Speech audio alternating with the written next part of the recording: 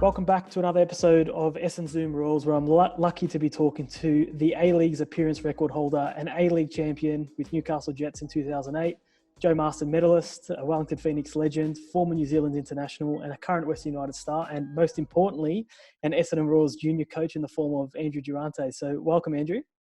Hey, Matt, how are you? Good, thanks. Hope I didn't miss anything out there.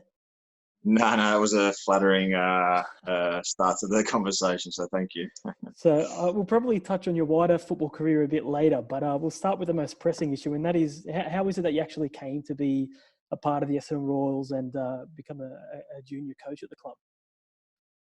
So Mick Ferrani, who I played with in Wellington and remained good friends with, so his daughter said she was going down for an orientation day or one of the beginning sessions, and he said, bring your daughters along. I've got 3 girls, and one of them is 9 and the other is 8 and the other one is 6. But so I brought them along, and they wanted to have a trial, just have a kick around. They'd never played soccer before. So I thought, I'll bring them down. They had a run around, and at the end of the session, they said, yeah, Dad, we love it. We want to do it. Yeah. And then I got a tap on the shoulder from Vaughan Coveney, who I knew also from my Wellington days. And he said, look, if you girls want to do it, we're looking for coaches. Would you want to coach them? And the girls were like, yeah, they were pretty pumped. So I'm now the under-9 girls Essendon Royals coach. Yeah. So is this your first coaching gig? Yeah, I had an academy set up for about 18 months in Wellington. I was coaching junior kids over there. But in terms of a team and in terms of girls football as well, for sure, this is, a new experience for me. And I'm still learning a lot, coaching, kids at that level.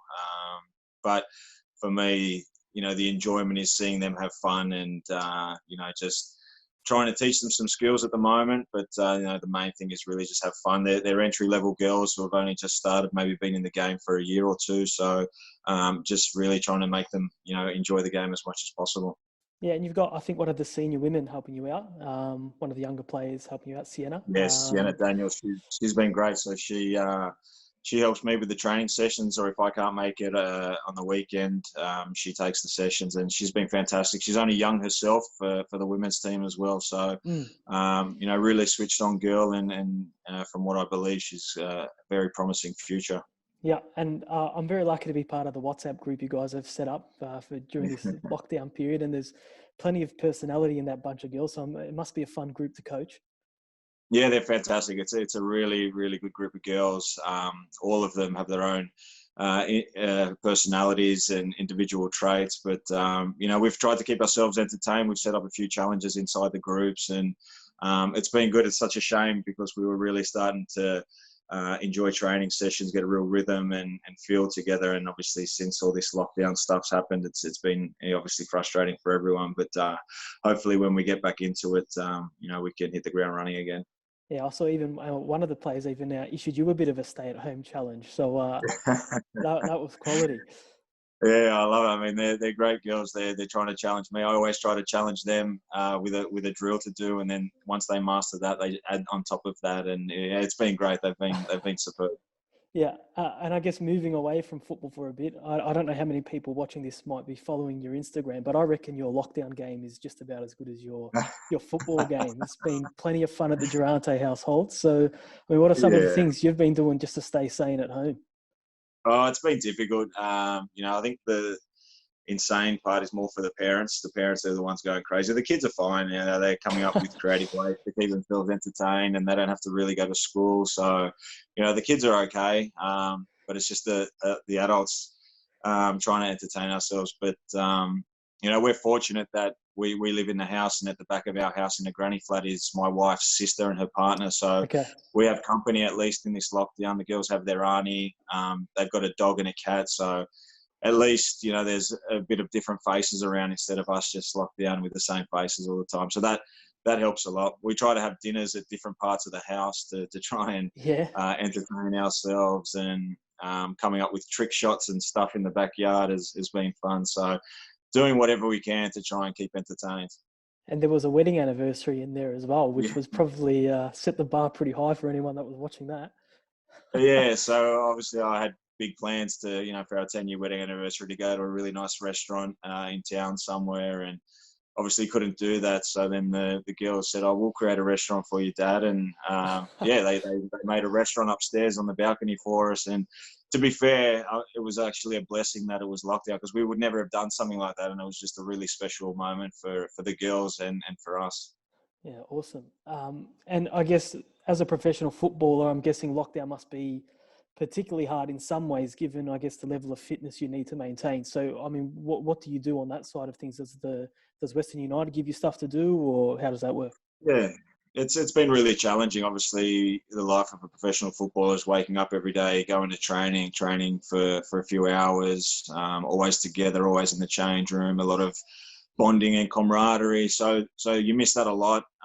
We've been given an individual program that we need to continue to stick to. It's pretty full on. It's most days you're exercising or doing gym work. So it's hard. It's hard training on your own, going down to the park or running along the streets and doing the runs, But, there's that hope that we will start the season up again. And that's why we've got to continue training, because, we want to, if it does start up again soon, we want to be ready. And, I think just before this lockdown started, we were playing really well. Western United were playing really well. Our last game, we beat Adelaide 5-1 in Adelaide. We'd started hitting our straps really well. So it came at a pretty bad time. But, the fitter we can stay in this time, the better. And it's good to get out and exercise. It clears your head a lot, if you're stuck inside. So, it's not too difficult. It's just the runs are quite challenging. So when you're out there running, it's quite challenging on the mind. And how'd you rate, obviously you touched on it a bit there, but how'd you rate the season overall? Obviously a brand new club entering the competition, something different for you, having been at Wellington for so long before making the move to Melbourne. How did you rate the season, I guess, as a club and then personally?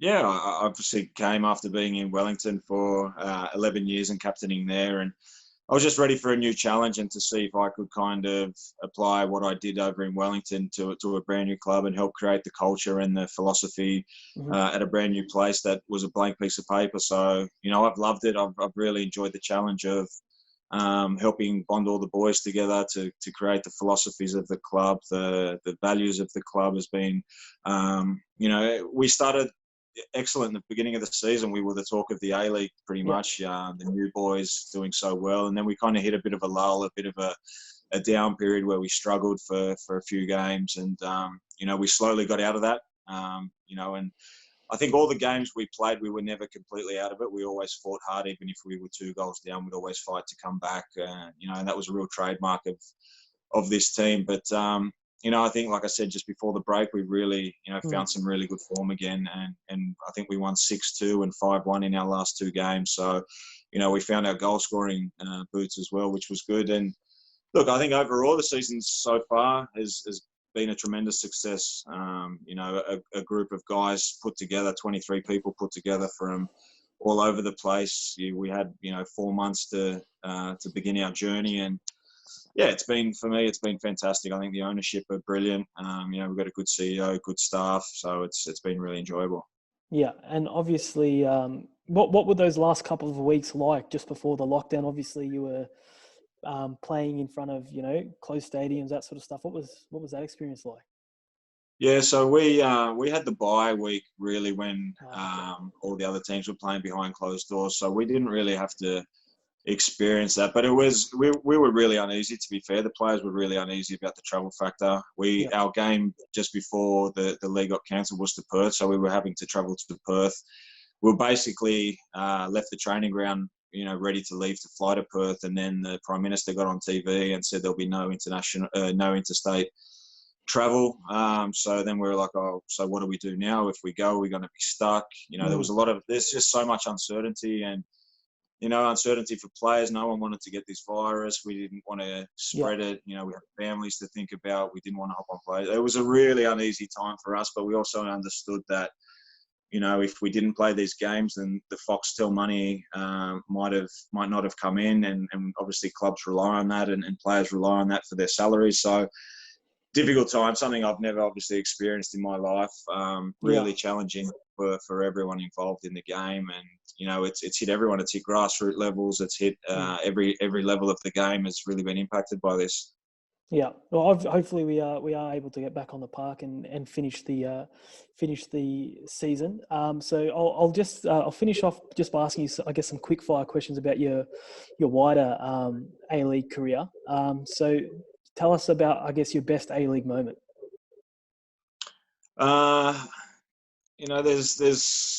There's quite a few. Probably, obviously, winning that in 2008, winning the championship and getting the man of the match in that game was really special. I think I was 24 or 25 at the time, and I knew how difficult it was to win a championship, so I really appreciated that. It took me a while. I won a championship in the old NSL, but I actually didn't play in the grand final because I was suspended. So that was really heartbreaking. Even though I won a medal, I didn't play in the game. So to play in the game and get man of the match was really special.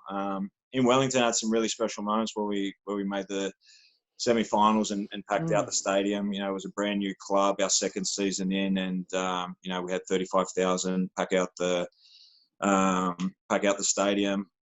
International level, I have to say, going to Confederations Cup in Russia in 2017 was amazing. We played Portugal, got to play against Ronaldo, which was awesome.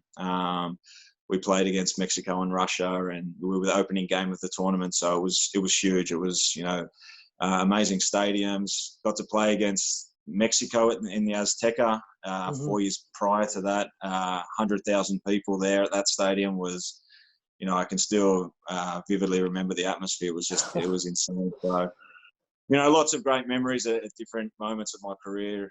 So it's, I look back on it and I've been pretty blessed and really fortunate, I think. Yeah. One opponent that you've probably played a number of times is a member of the senior squad in Archie Thompson. What was he like to come up against?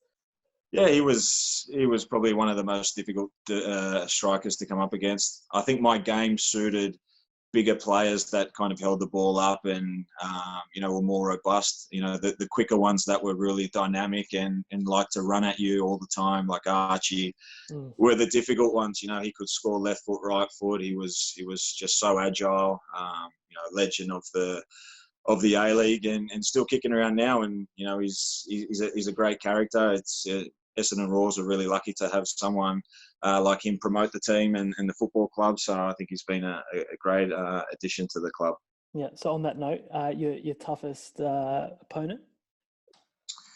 Yeah, I'd have to say in the A-League, it's got to be either Archie or Smelt. These guys, both for different reasons. Like I said, Archie had the ability to score left foot, right foot, and really go at you at times where Smelty was the type of player where you'd have him in your back pocket for 89 minutes and you think he's got no chance, and then he'll pop up with a late, goal in the 90th minute and you just think, how has that happened? So he was another amazing goal scorer. Obviously, Berisha.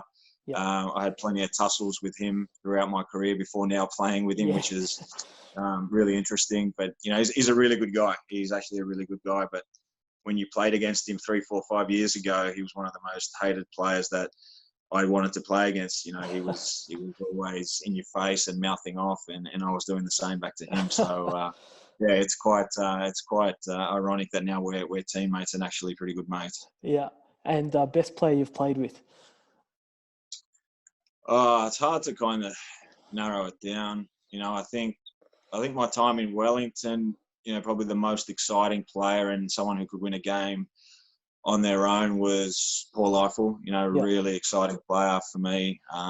Crowd favourite. He did amazing things.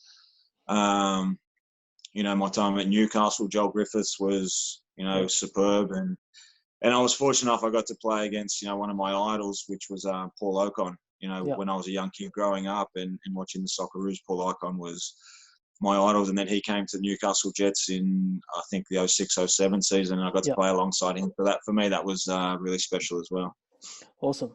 Well, Andrew, thanks for sparing some of your time for us today. No problem. It was good to travel down memory lane.